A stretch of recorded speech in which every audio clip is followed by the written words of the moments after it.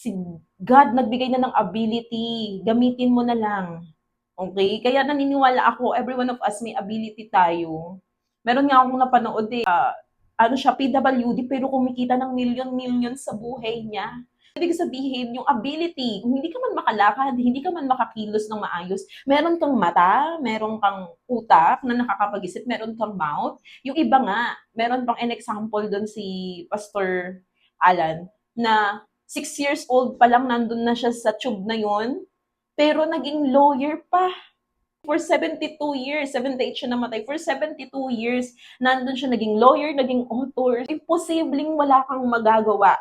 Minsan kasi nakafocus tayo sa sitwasyon natin kaysa mag-focus sa kaya natin at pwede nating gawin out of that situation. Let's change our mind and have a biblical principles that God gave us ability to produce wealth. Hindi hanggang dyan lang yung earnings mo, kaya mo pang mag-earn ng mas more.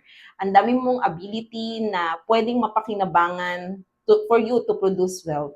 For you na maabot yung pangarap mong financial freedom, yung makapunta ka ng mga lugar na hindi ka nag-aalala sa gastos, meron kang ability, hanapin mo yung ability na yun at yun yung gamitin mo to produce wealth.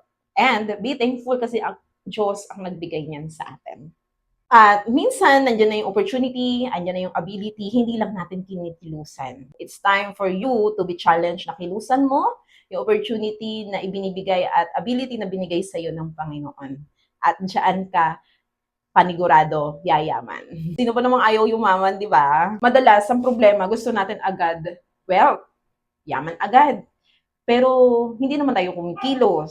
We have ability na nga to produce wealth. Pagalingin lang natin yung ability na meron tayo, i-enhance natin, at kumilos tayo sa opportunity ibinigay sa atin ng Panginoon.